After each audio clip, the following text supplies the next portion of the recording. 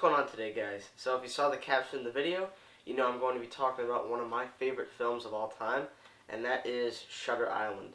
And yes, so there's one thing I do understand about this is that it also comes with The Aviator. I'm not talking about The Aviator, that's a good movie, but I'm mainly talking about Shutter Island, which is one of my favorite movies of all time. And I just absolutely love this movie. It's one of the most incredibly shocking and suspenseful films ever made.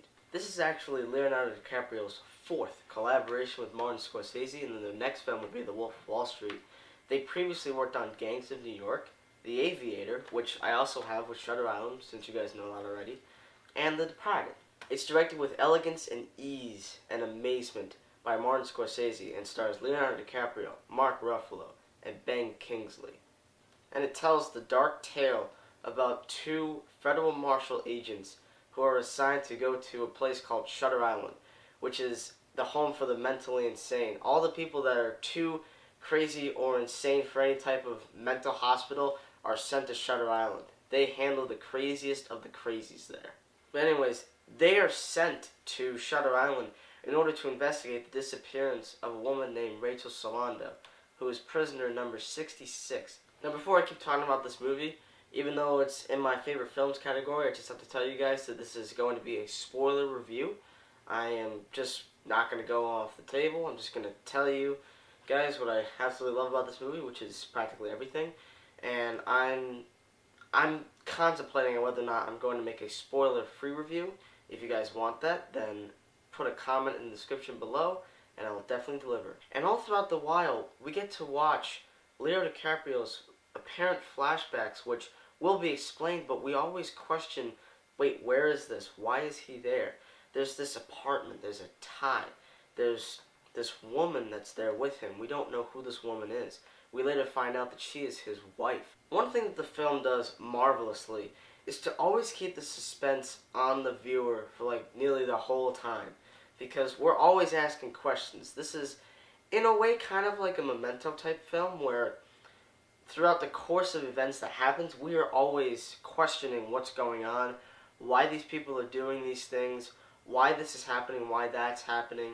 Leonardo DiCaprio must be one of my favorite actors because I have so many of his movies. I have movies like Titanic, Inception, Catch Me If You Can, and a few others.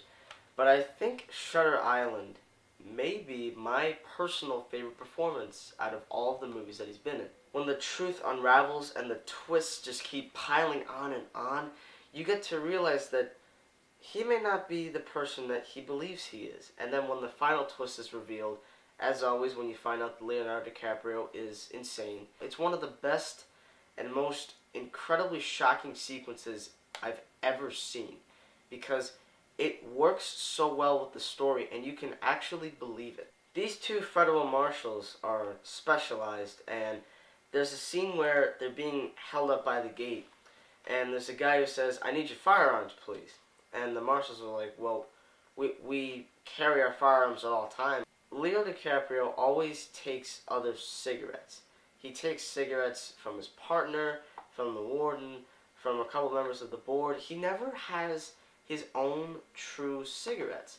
So that's something to contemplate. I think the most intentional continuity error, which I actually didn't notice the first time I saw the movie, even though it was so incredibly noticeable, is the scene where Leo is interviewing this woman. And she's trying to talk about what she did to her husband. And she asks for a glass of water from Mark Ruffalo's character. So he goes over and gets her water.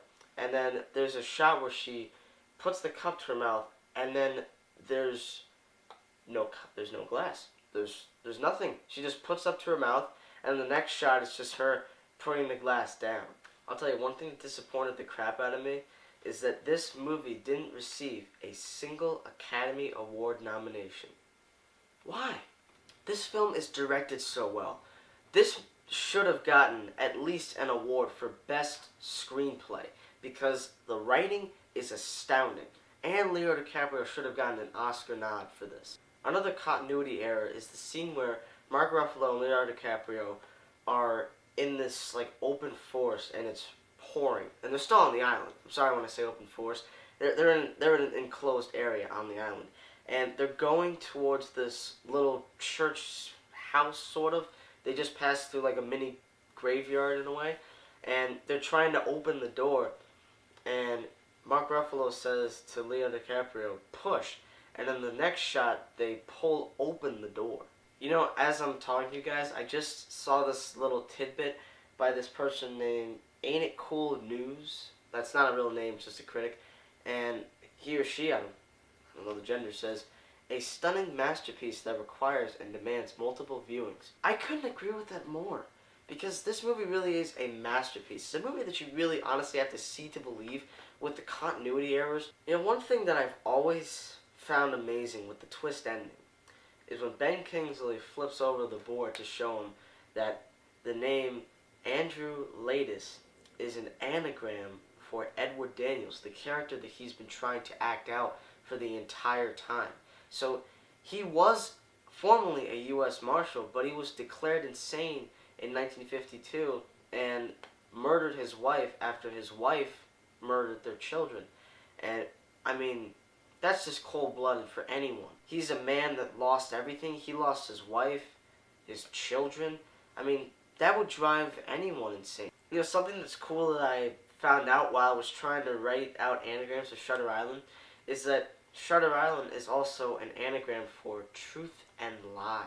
For anyone who does like psychological thrillers, mystery, and horror all at the same time, this is your kind of movie. You have to check this out. It's incredible.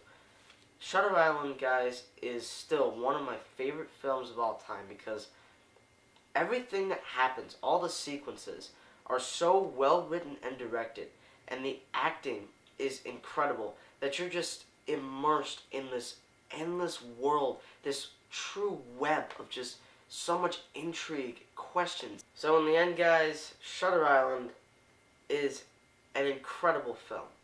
It really is. Just on its own, and it's an incredible story.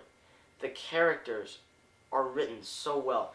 Just the script alone is breathtaking. I've had the privilege of reading that script, and it is beautiful. But in the end, guys, Shutter Island, guys, of course, gets an A+. Guys, I am so glad that I could make another one of my favorite movies segment where I talk about just the best and most enduring films to me and in my heart, and I absolutely love you guys. You guys are the best, and if you want to see more, then crush that like button, send me some comments about what movies you want me to review next, and I will definitely deliver for you guys. I think right after this, I'm going to be talking about Mad Max 3, and I'm going to do another analyzed, in-depth review. I just did one for Mission Impossible 2, which I just uploaded, so if you guys are watching this, and if you want to check out Mission Impossible 2 analyzed, I will put a link in the description below. Thanks, guys. Stay tuned.